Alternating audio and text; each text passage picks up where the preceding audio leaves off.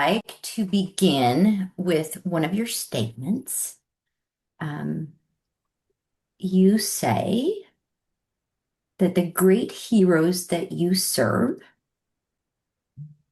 are the leaders, in your case specifically in business, that really fight the fight every day, give everything they have, including their health, their relationships, their families, and find ways that they can not only make impact, but find freedom.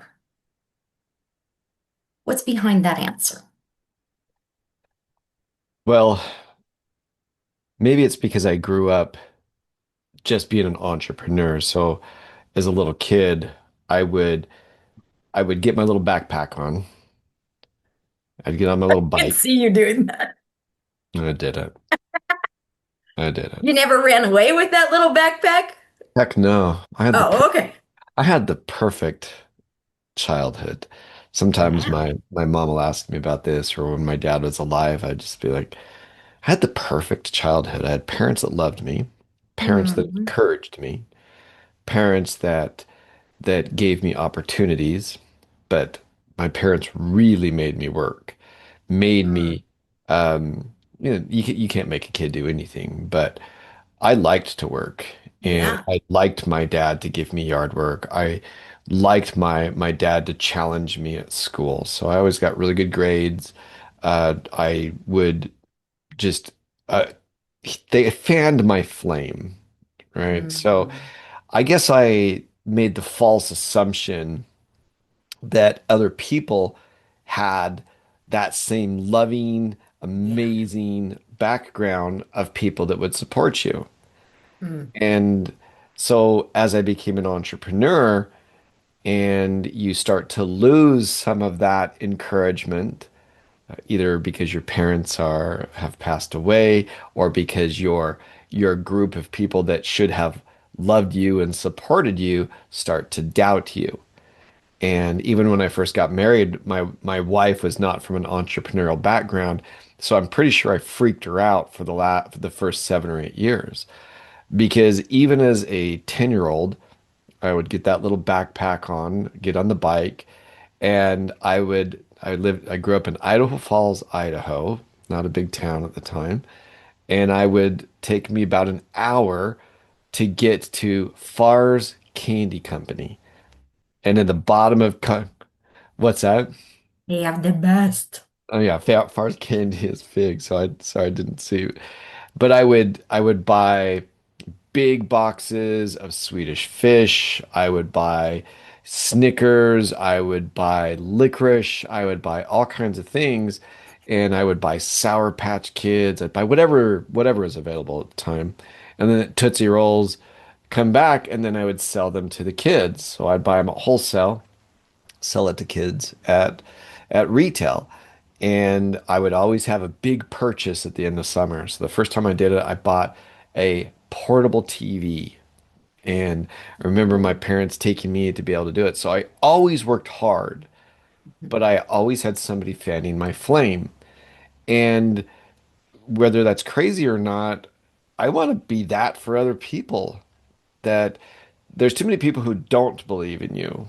There's too many people who doubt you. There's too many people who are going to tell you you can't do it. And my wife, of course, learned that I would provide, but it's very precarious to be an entrepreneur. And so that answer to you is realistically just that is that you need to be able to take those heroes that are working hard, that doubt themselves. And it's lonely to be an entrepreneur. It's lonely. And so those are the kind of things that I aspire to do is to fan the flames of these hard-working entrepreneurs who will hit the wall and need some type of fan to their flame. The data on that is really contradictory. So I want to give you some of the data and get your take on it. So the data that talks about where we get entrepreneurs from, they usually don't come from the upbringings that you're talking about. Like you're kind of a zebra. in the middle of a bunch of horses that didn't have that upbringing because Yeah. usually there's that grit factor that they've always had to fight for everything they ever had. And then that seems to result statistically in a successful entrepreneur because they just thrive in being Well, challenged. so let me explain that. So Yeah. I'm 5'10" right now. Okay. But when I graduated from high school, I was 5'4", 5'5". But I Oh, wow. always played basketball. I always played baseball, Mm-hmm. and I played at a pretty decently high level. And so I always had to fight in order to be relevant because I was Mm-hmm. always the smallest guy. And I remember when I was in high school, I was out in the outfield, and they didn't turn off the microphone. And I heard the guy in between innings go, "Look at that little boy in Oh, right field." no. And I just kind of smiled Gosh. and waved at him. And but the thing is that some of my grit, of course, came from just the fact that I'm gritty, but I had to fight to be relevant in a lot of things because I was so small. That explains. So the contradictory piece that I want your take on is that there seems statistically to be a threshold that is really difficult to break past. So because of some of our recent cultural history, health history, economic history, even just looking at 2 decades, what we see in the latest data, 54% of founders experienced full burnout within the last year. 83% report increasing levels of high stress to the point that their physical and mental health is threatened. Um, we are seeing the modern plague of leadership loneliness. And the instinct of guys that have had to fight for everything is to take that all on and to think if they're not tough enough, cool enough, diverse enough, smart enough, you name the blank enough, then they don't deserve it. Do you see that? Heck yeah. So that's the easy answer is Okay. they're burnout constantly. So my business that I sold my interest in, I founded a company and then had two partners from that, and it was wildly successful very quickly. But because I was dealing with the board, both of the partners were on there and then Mhm. some minority partners, and we had all kinds of different things. We were in multiple continents very quickly. We were doing millions of dollars very quickly. And man, I got an eye twitch because we had a problem of blue on blue. That's a military term of when you're shooting at your own team. We had a major Oh. case of blue on blue. So I would go to Japan, or sorry, I would go to Europe, and then I'd find out that something crazy happened in Japan, and so I'd have to take it. I always found that when I left, I would come back to a bit of a mess because even though we would agree on something, the person didn't want that, so they would use their clout to try to change it. So I had enormous amounts of internal issues that I was trying to fight because we were growing so fast and then hiring the right people to be able to take care of those different things. So the point is, by the time I sold out for a fraction of what I should have sold out for, a fraction, because I wanted to maintain the relationship with Mm. the people that I was doing business with. Yeah. Shouldn't have done it. I should have asked for the real money.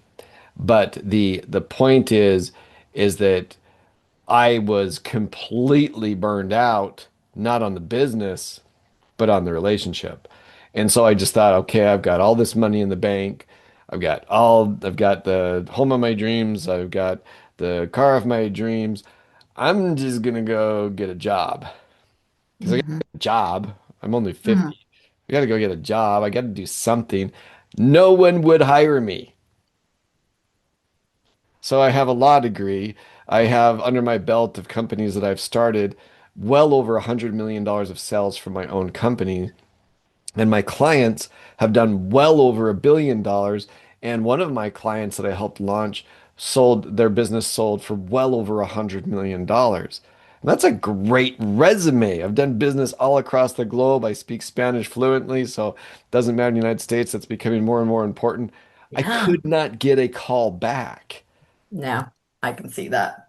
And so when I did get a call back, I did an interview to be the manager of a gym because in my spare time I started becoming a physical trainer, personal trainer.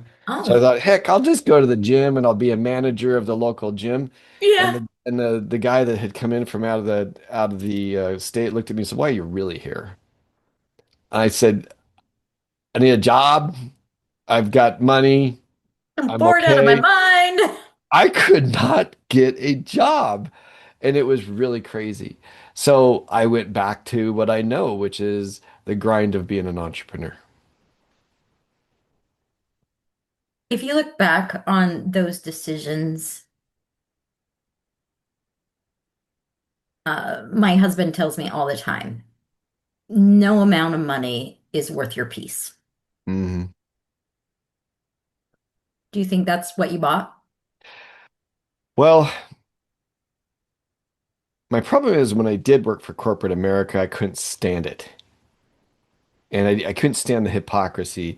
I felt like I was on a game of Survivor all the time, where they'll talk nice to your face, and then behind the scenes they're talking to the camera and how they're going to take you down and how I felt like we were constantly in this game of Survivor, so I couldn't stand the hypocrisy of it.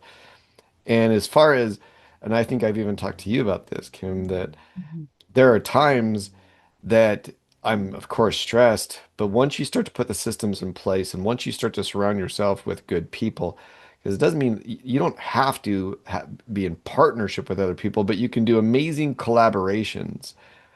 Now that I am collabing with people again, good people like you, and I'm an AI business of an AI, or I'm an owner of an AI business, but I stopped talking to people and I started doing everything through ads and everything through content, and I stopped networking.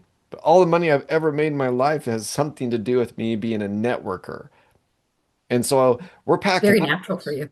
Well, we're pack animals, and when we Yeah. stop talking, and that's where I make all my money is in these relationships because I really try to create bilateral relationships. Anything that's unilateral anymore to me is not something that interests me. And so where I start to feel happiness is working with other people. Okay. So the thing that always makes me nervous when we start conversations like this and we give that cautionary tale of don't try to hold this all by yourself. And then we break down some of the barriers.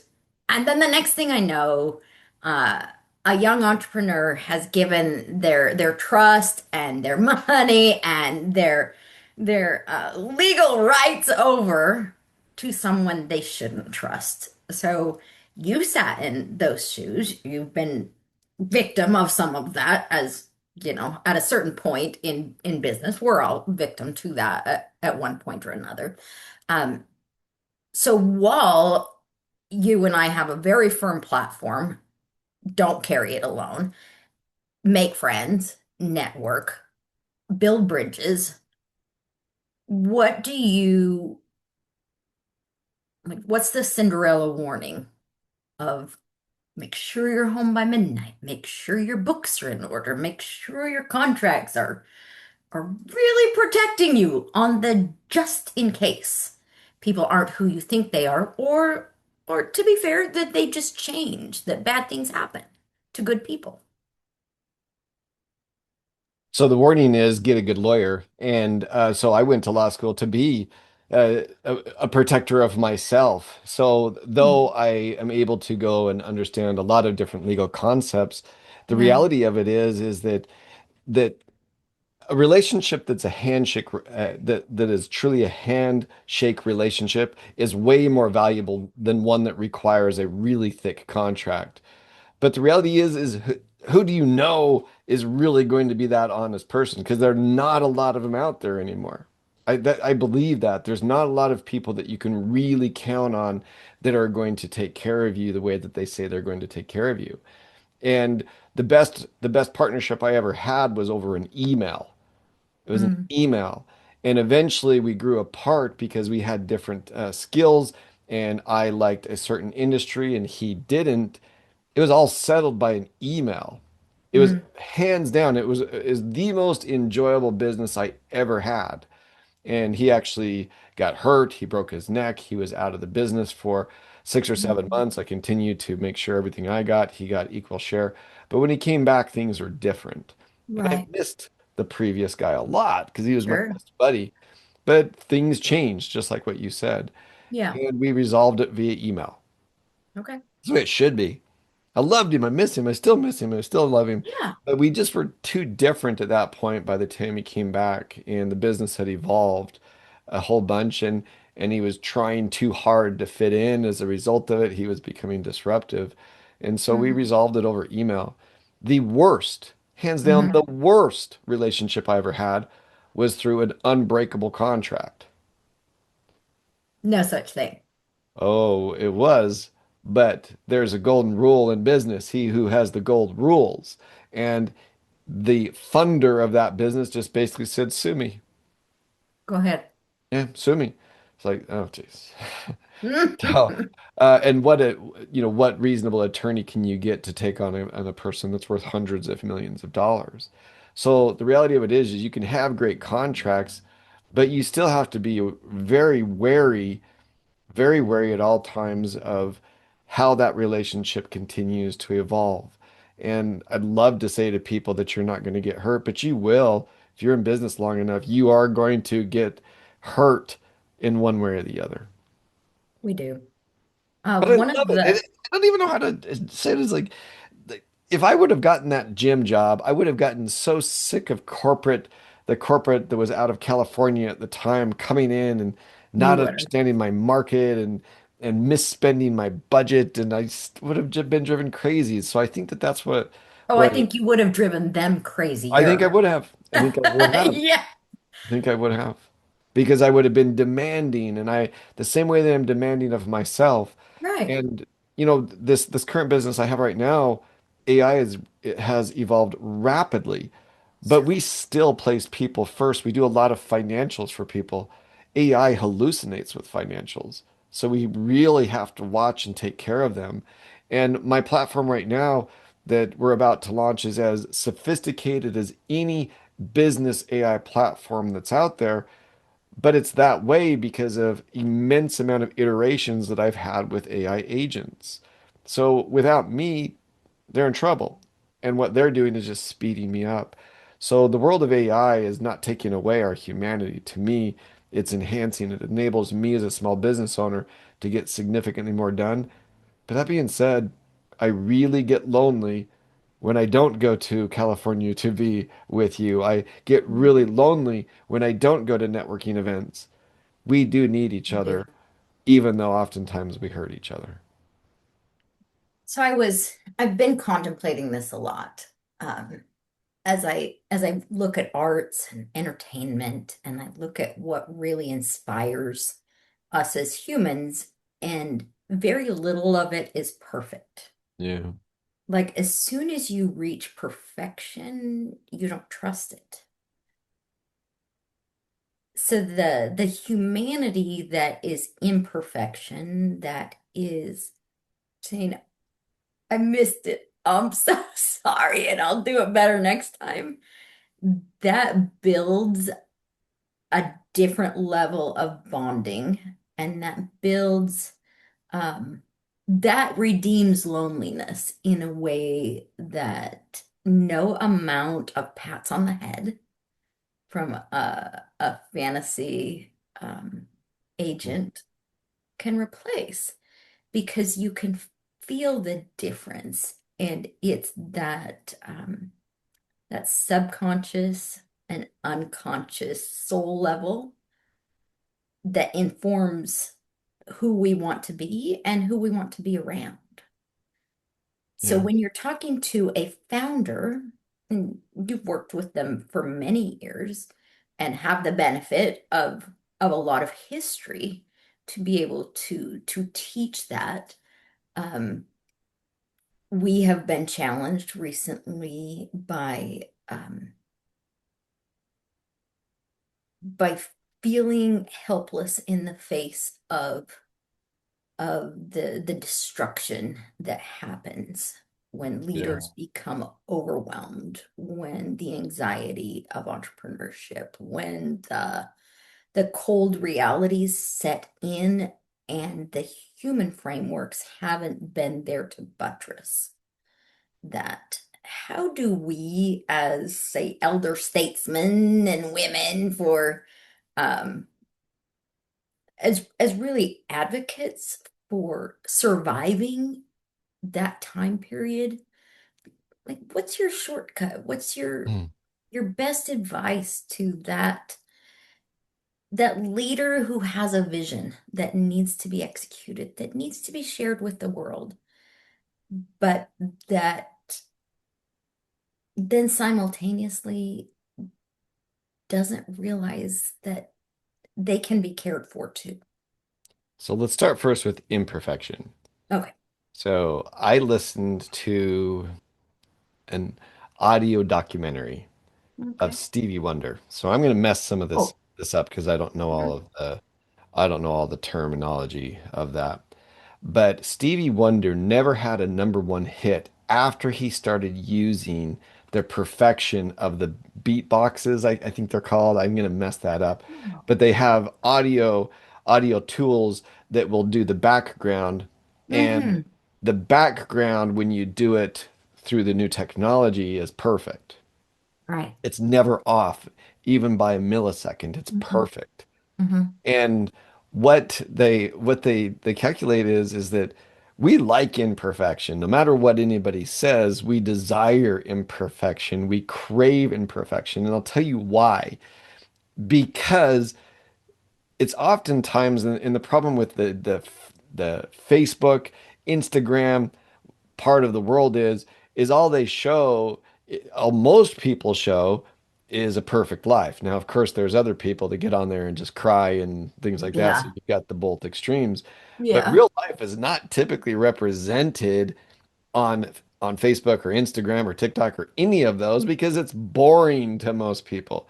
So most people are starting to look at it, and we lived in Costa Rica for a while, and there was these amazing places sometimes that were completely ruined because people were there. And you see the Facebook part of it where it's a perfect sunset and all that, or Europe where you see the the canals in Italy. It just looks so perfect. Hmm. Where the reality is, it's they're just loaded with people right there. Yeah. Yeah. So the thing is that we do crave imperfection. We We do. crave because we know that we can't obtain perfection ourselves. Right. So for the business owner and taking on all of this, the biggest issue is find somebody to work with. It doesn't have to be a partner because a lot of us are jaded or scarred and we don't want to give away the ownership of our own company, but collaborations, when you're doing collaborations with like-minded people that you scratch my back and I'll scratch yours, and that's that bilateral thing that we're talking about, Yeah. is that you're not going to be perfect, you're going to make mistakes, and even legally speaking, you're allowed through the business judgment rule to make a mistake. So you cannot be prosecuted by a board because you made a bad mistake. Now, if you got outside the confines of the business rules that you set up, you can. But by making a mistake, you can't be prosecuted You're for it. It's allowed. expected. You're expected to make mistakes. And you look at Apple, you look at the biggest companies in the world, and all you see is the iPhone and the huge success of it and all the different things. Right. You forget about all of their screw ups along the way that were devastating at the time to them financially. And you forget about that because all you see is this perfect big company that's now the Goliath. Apple came up as the underdog, and now they're the Goliath that's squashing all the Davids out there. But the reality of it is that every single one of these great leaders, doesn't matter if it's political, it doesn't matter if it's business, they're extraordinarily flawed individuals that succeed in spite of their humanity because they're just simply willing to keep pushing until they get there. Yeah. Or they made a good friend, or they, you name it. It can't be predicted. It's quite difficult to give a recipe for how to make your mission come true. There's so many recipes out there that you could pick any one of them and you're just as likely to fail at it, Sure. uh, which sounds very pessimistic, but I'm wondering if the definitions of success and failure are the problem and not the experience. I don't think there's any question that we constantly miscategorize and misdefine and mystify success, right?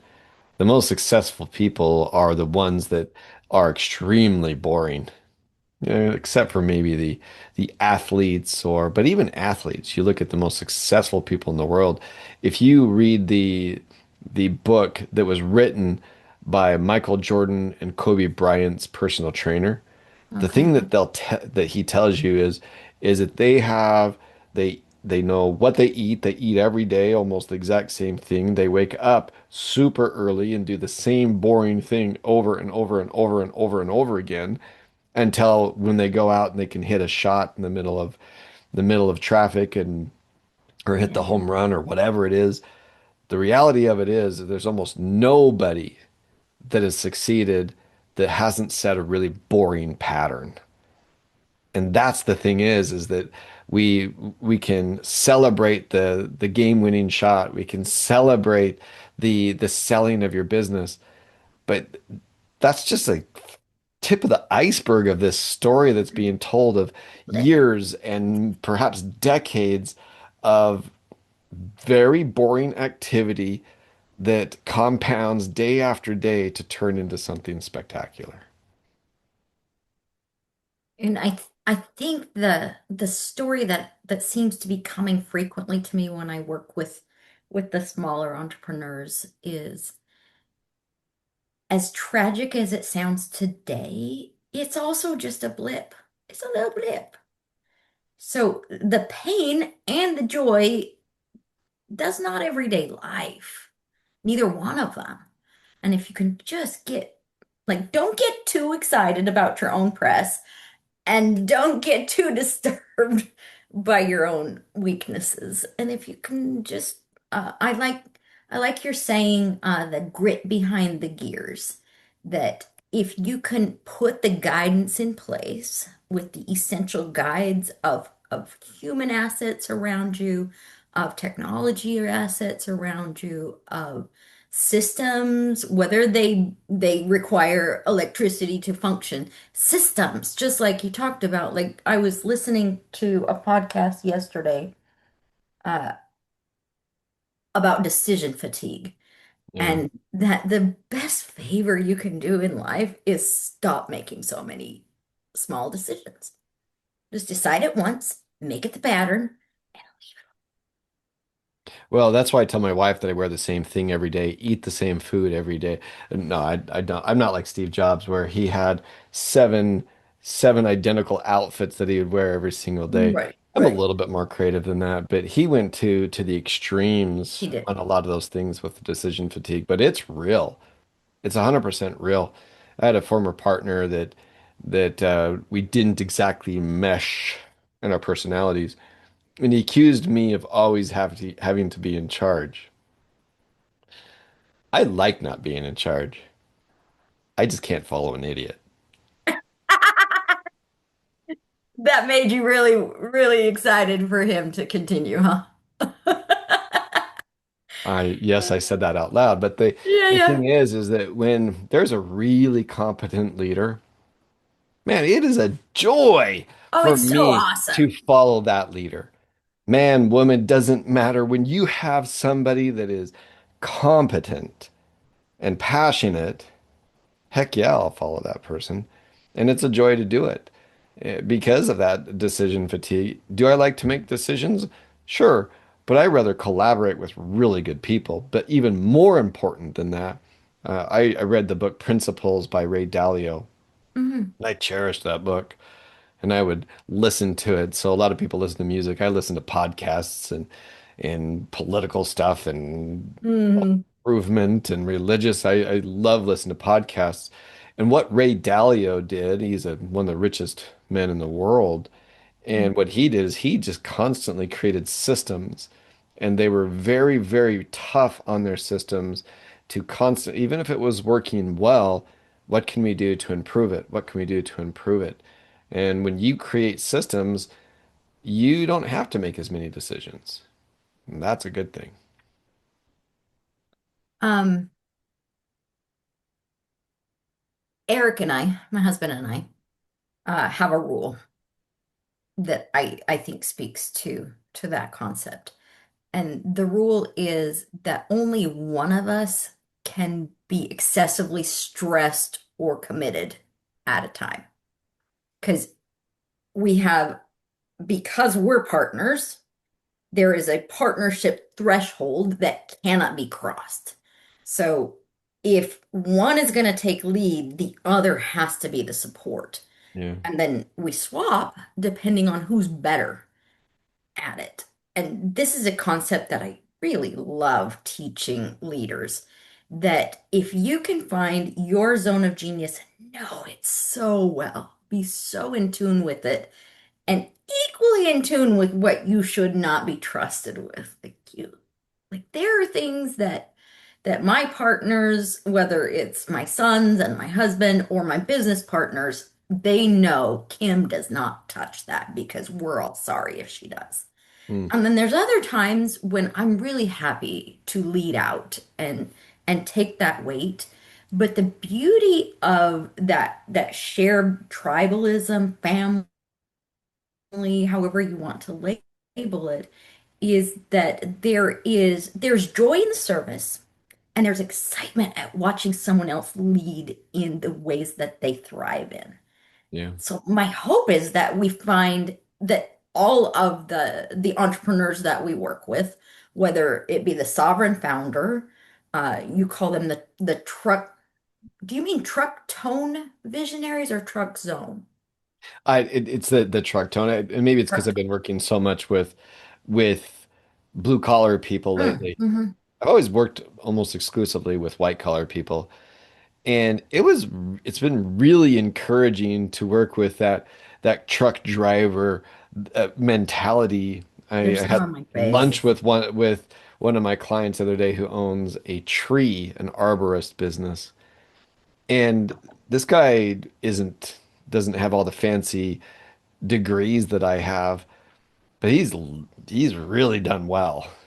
He's really built up a good business because he just gets in and gets it done. His communication style is straight and to the point, so I probably could have written that more eloquently.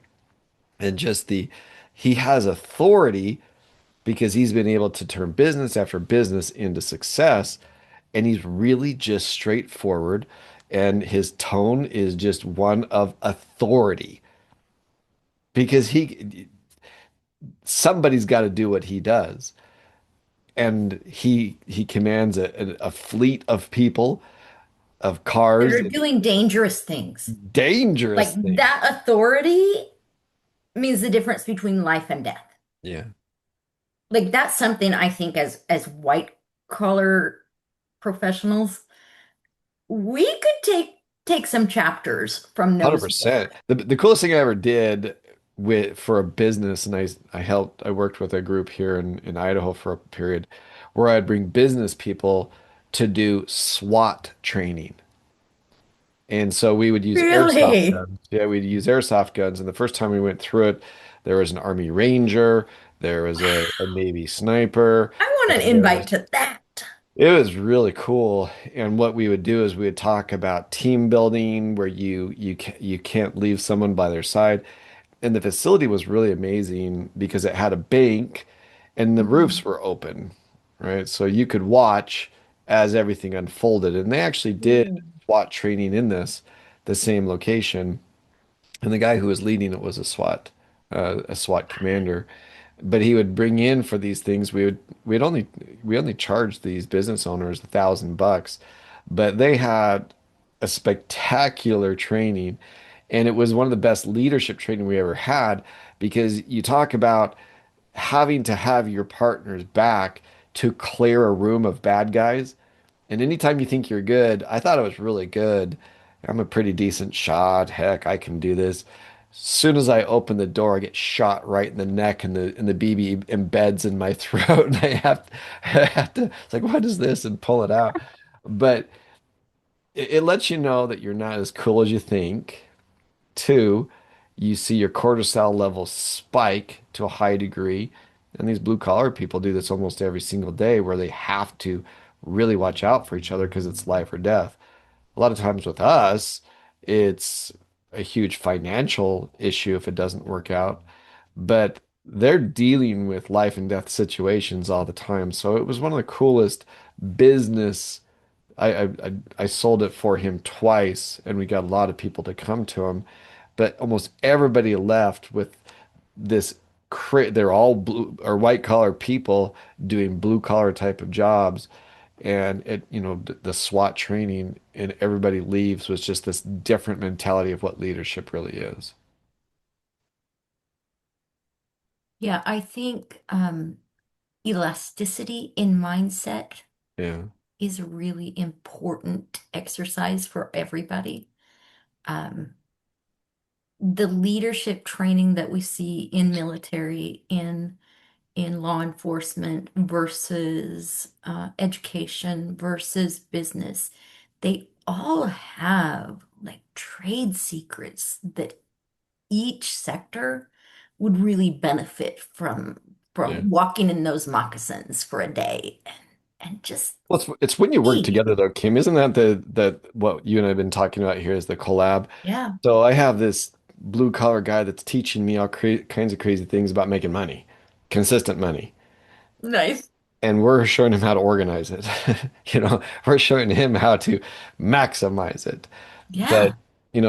what a cool thing. We're showing him how to then put systems in place of his financial systems and his marketing systems, the same way that he has the ability to climb and take down a 40-foot tree. Right. We have systems when you put them together. And I think that that's the beauty of the collaborations and working together with people that are much different than you. Yeah. One of the formulas that we teach is crisis agnostic design, Mm, about uh, making your decisions in advance, making your systems so that they function in lean years and they function in years of abundance. Um, with the CFO fractional services that you offer, how do you teach business owners that, um, especially like the blue collar businesses tend to have seasons that they go through where it's a really high season, like the tree workers. Storm season is nothing but cash. mm, But dang, it's dangerous. Like it's mm. if those systems aren't in place, um, there's physical costs as well as the financial costs.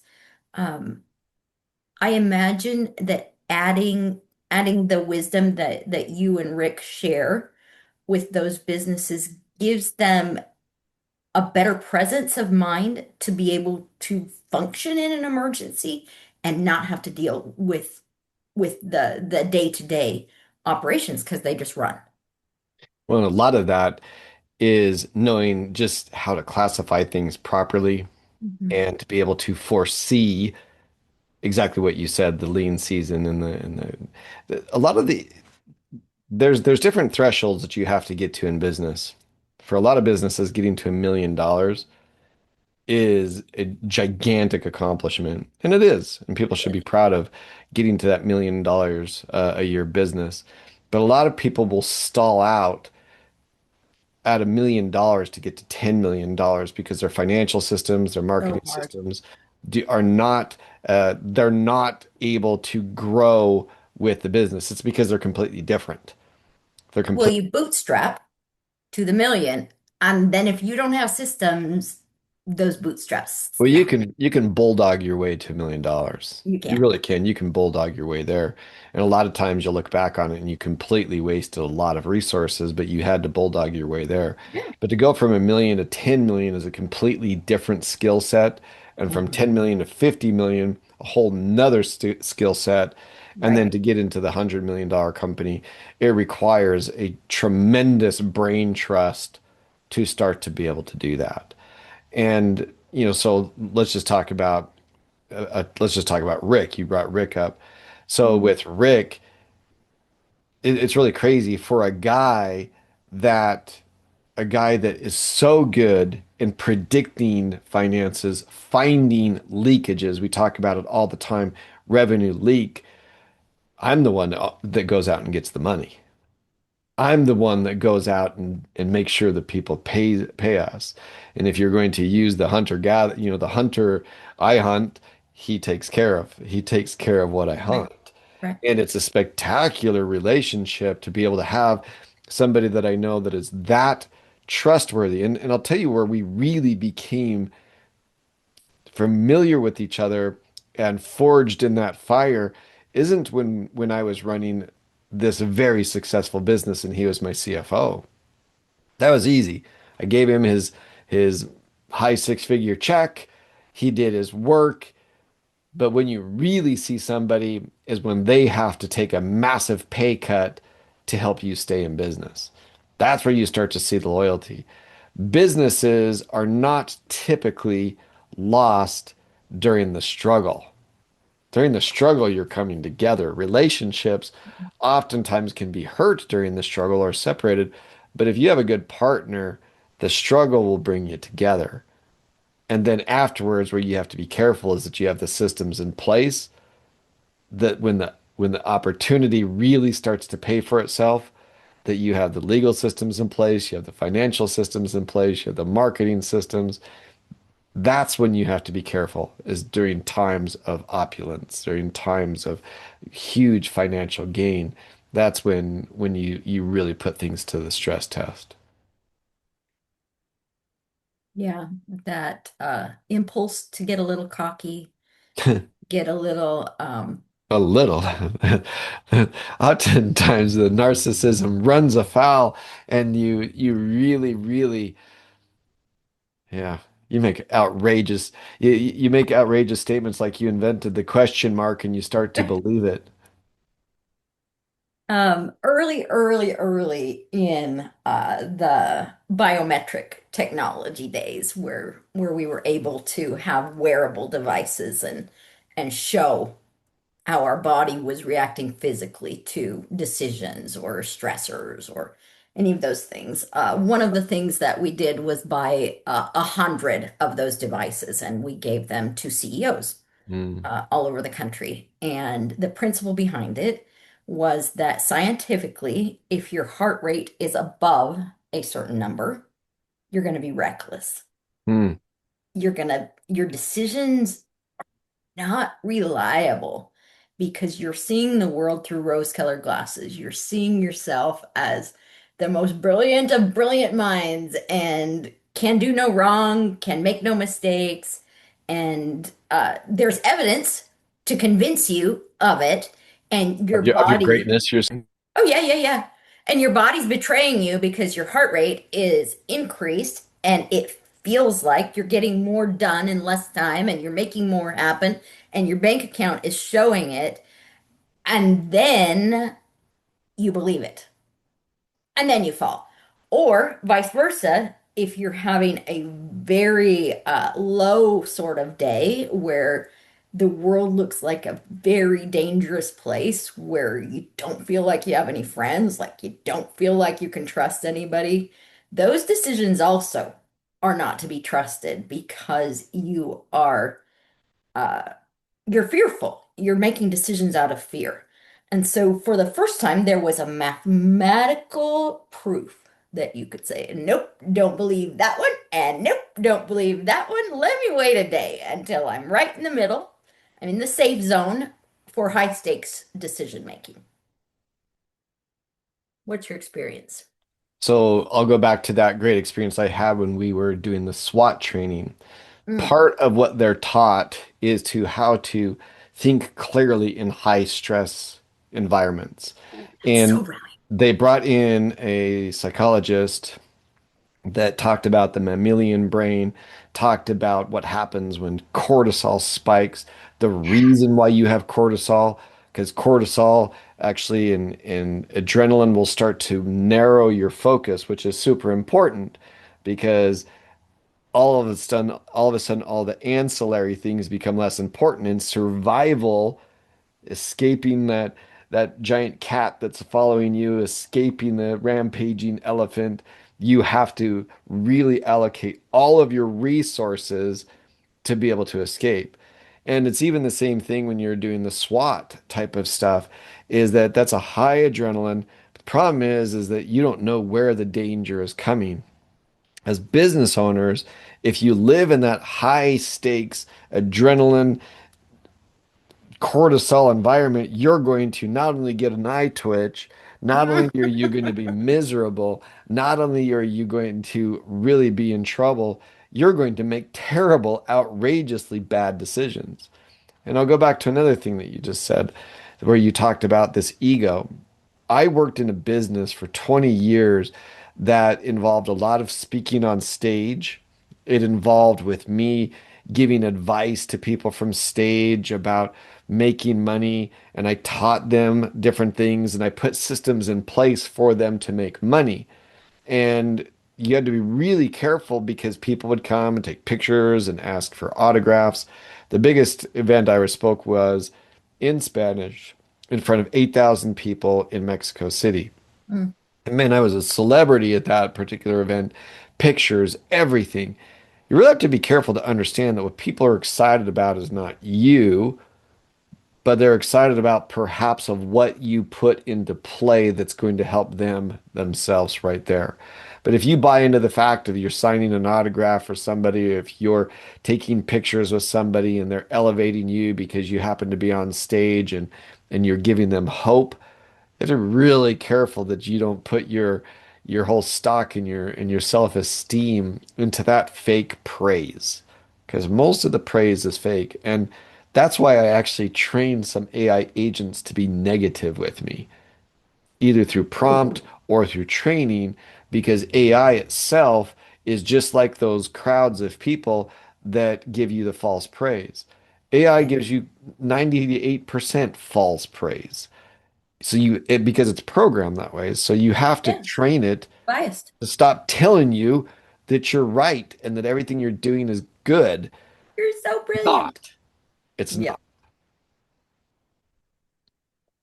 Um, I want to circle back to the leadership loneliness and the the importance of holding center.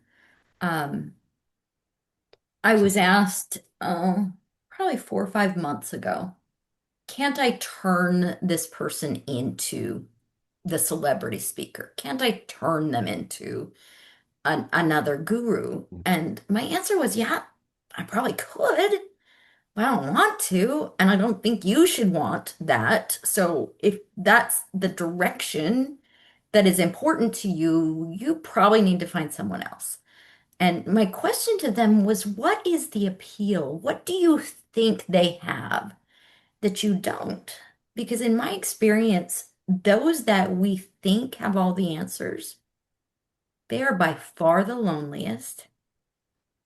They are by far the least secure internally. Like they battle more demons than I think anybody ever realizes that they're facing. There's a show on Netflix about the Dallas Cowboys when they were in their heyday, Mhm. and Jimmy Johnson was their coach, and it was really curious to watch it. Jimmy Johnson is one of the most successful football coaches of all time. And I couldn't Mhm. stand him. And after watching the show, I understood why I couldn't stand him. He actually said in the interview that he divorced his wife during that time because he knew he couldn't give her the time and attention that she needed.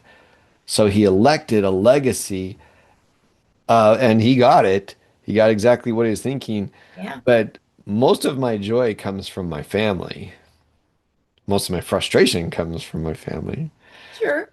It goes But hand in hand. the reality of it is that what an empty experience to be able to have the accolades of the world. And some people say, well, that's worth it. Well, not to me. Not to me. And I've also had some people say, well, you're going to have to really crush some people to have some success. Well, maybe I don't want to be that successful then. Do I want to make millions of dollars? Yes. Have I made millions of dollars? Yes. But I can tell you that Elon Musk sure doesn't seem like he's got a stable home environment. Uh, and you can say, is that worth it to become the first trillionaire? Not to me, it's not. Yeah. Not to me, it's not. So I go back to what we've talked about. We're pack animals. I'm a pack animal. And I Yeah. love, for example, the TV show Alone, where they put people in the middle of the Arctic and just see how they do. Oh, And one of the mean. guys finally starts to break down crying, and he's got the microphone on himself. He goes, I guess I like people more than I thought. Well, yeah, we love people. We need people. We need each other more than ever before in this bifurcated, trifurcated, mean political world that has infested everything that we do. That yeah, we don't have to agree with each other. In fact, sometimes the disagreements are where you can come up with your greatest accomplishments because of those different thoughts. So, yeah, we need each other bad. And I truly desire to have those relationships that are bilateral, where I can give and I can receive. So, on the topic of finding ways to maximize human relationships and reduce the amount of noise, tell me about the Bemodo agents. So I believe that the biggest mistake that people make with agents is one, they don't provide them the proper context, and I'll give context to my statement about context. And the Hmm. second is trying to make a universal agent that can do everything. That's a big mistake. So Claude does things better than Gemini, which does things better than X, which does things better than ChatGPT, and vice versa. So Yeah. I believe in creating agentic environments where you can use the strengths of them. It's the same thing within a business environment. In a business environment, you're going to have the analytical person, you're going to have the outgoing person, you're going to have the organizer, you're going to have the galvanizer, you're going to have all of these different personalities that really bring the company together. Sometimes it's a small group, but you'll have a leadership group that can really be well-rounded, that will find the faults of the person that, and it's not just the faults, the goods and the bad of that person who's just always pushing forward and knocking over everything along the way.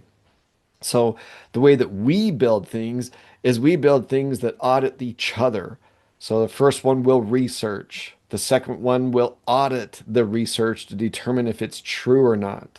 The third one will take that report and turn it into something actionable.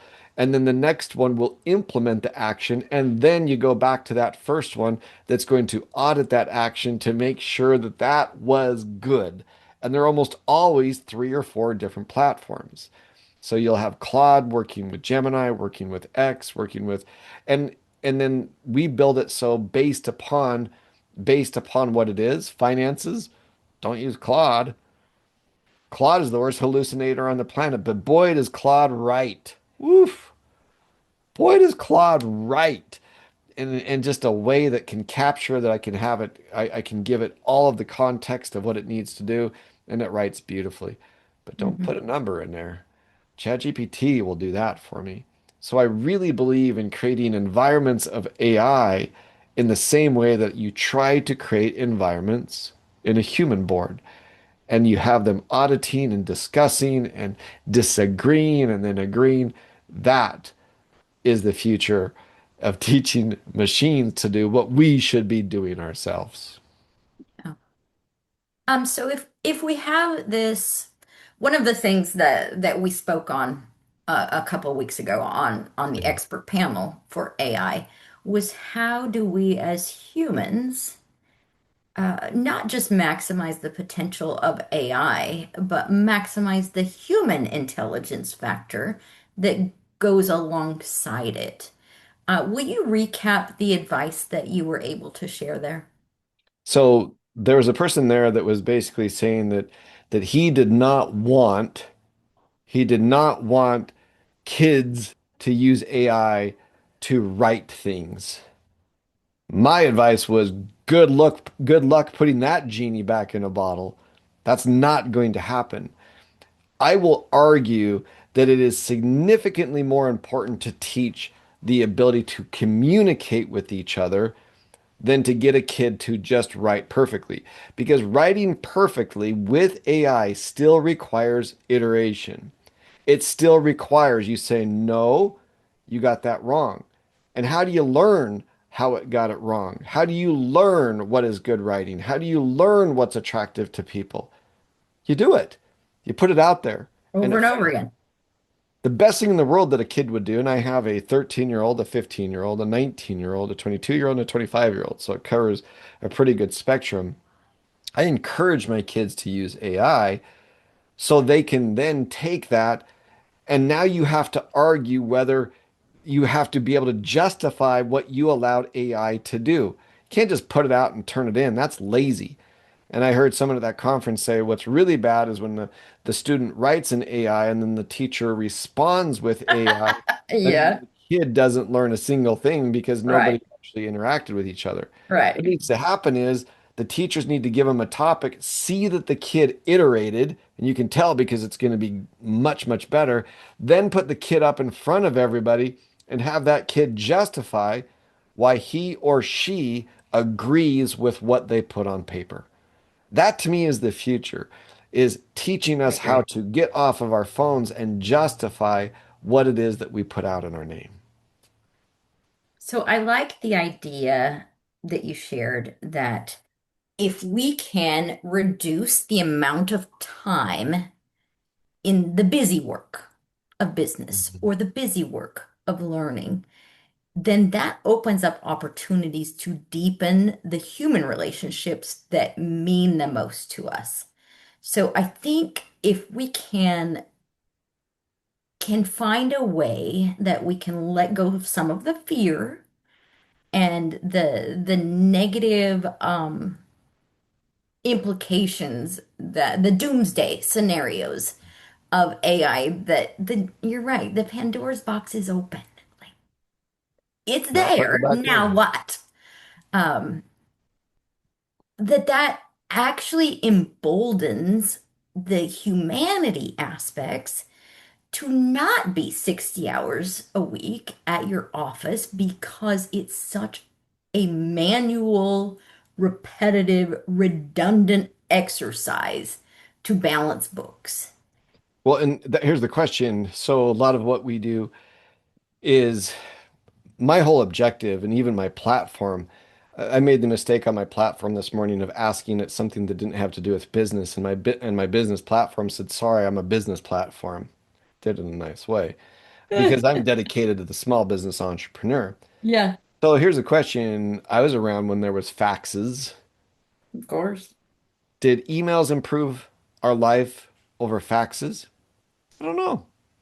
Maybe, maybe not. Back when there was faxes, when we went to Hawaii with my dad, he would go get a fax in the morning from his law firm, but then he was free for the whole day and they could not find him. Yeah. Now we are tethered to responsibility. Hmm. Even to start this call, I had to make sure that I turned off my technology so it would leave me alone. Yep. Right? And so the point is that we now are bombarded with it's very easy for people to get to us. And I write about this all the time is if you're trying to run a multi-million dollar business, quit doing $10 an hour jobs. I write it all the time. That's a human Right. bridge. What we're trying to do is get rid of the human bridge and create steel and concrete infrastructure. And what's the steel and concrete infrastructure? Well, it's the same thing with emails. Are you going to stop the emails from coming in? No. It's a really easy way to get it in there, but you got to be careful that it's not just owning you. And so one of the business owners that responded to one of my LinkedIn said, "Yeah, I read your article and I'm 3 hours a day responding to emails." So I did an analysis with him, and because he is so intelligent, this is a smart guy, and he has a wonderful business, and his clients know how good he is. So rather than filling out or doing anything the right way, which is saying, I have this policy for this employee with this, and this, they just write and say, hey, I need for Jane to know what policy she's on. Well, they didn't give any information in there. And he's responding 2 to 3 hours per day, looking at their email address, looking at their name, looking at their business, and doing all kinds of research where the client knew what they wanted, but they just needed to be trained to be able to do it. And then you're putting an AI agent to read that and to be able to take the proper information that's coming in and turn it into something actionable that all he has to do is approve. So now he gets back 3 hours per day Yay! and he gets to go That's great. network again, right? That's the Yeah. future of AI. That to me is the future. And Yeah. It allows us to be more human, yeah, to be more engaged, to be more alive. it does. That's all That's the hope, right? technology ever has been, Yeah, is an amplifier of our human capacity. that's what we want. Closing thoughts? Closing thoughts, I would just echo this, as I was filling out your thing of when we were going to talk, I repeatedly come back to just that is what can we do to increase our humanness? I do Mhm. like to work. I Two. sometimes my kids look at me, it'll be 7 o'clock at night and I'll sit up and I'll go grab my computer and type something out and I'll come back. Or I'll grab my phone and I'll put a voice message in there. I love the creative process. It makes me feel alive. I love solving problems. I really, really do. But now my goal, I've created really successful businesses that had 30, 40 employees. But now can I create that same level of success with 3 to 5 employees?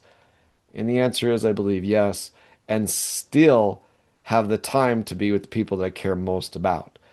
And sometimes I'm going to work on vacation. Well, no, I'm going to work a lot on vacation because I like it, but still be able to turn that off for 4 or 5, 6 hours at a day and do something really special. That's what I want technology to do for me. Okay, take 1 second and close your eyes. And if you picture the legacy, the wisdom that you want to leave as the inheritance for those that you love, give me that one phrase.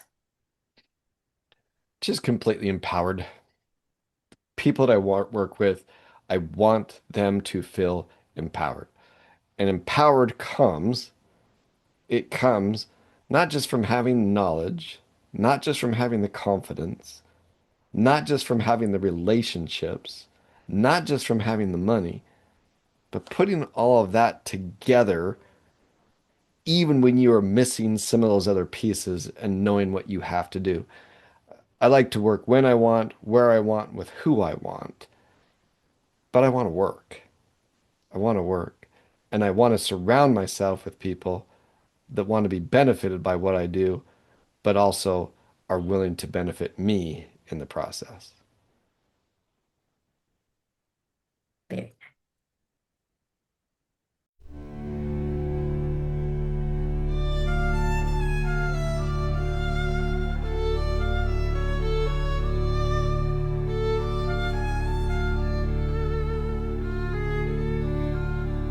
These are the voices rising through time. Truth in the rhythm, fire in the line. From silence to signal, from echo to flame. Legends don't whisper, they rise with a name. Voices of legends. This is the UPCast.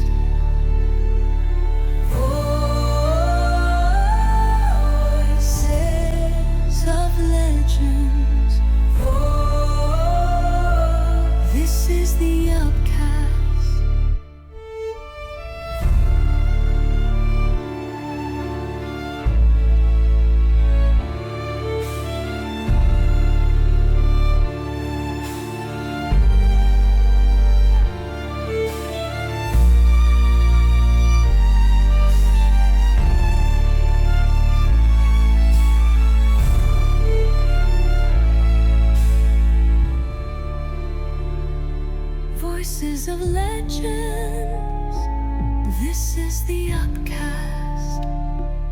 Voices of legends. This is the Upcast. Voices of legends. This is the Upcast.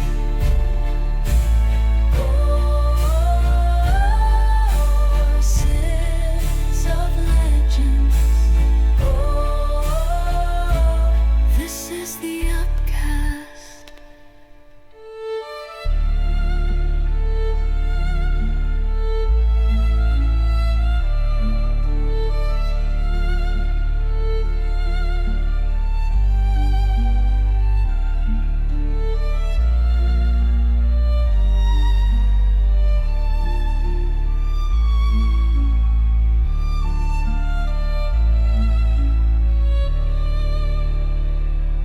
Voices of legends.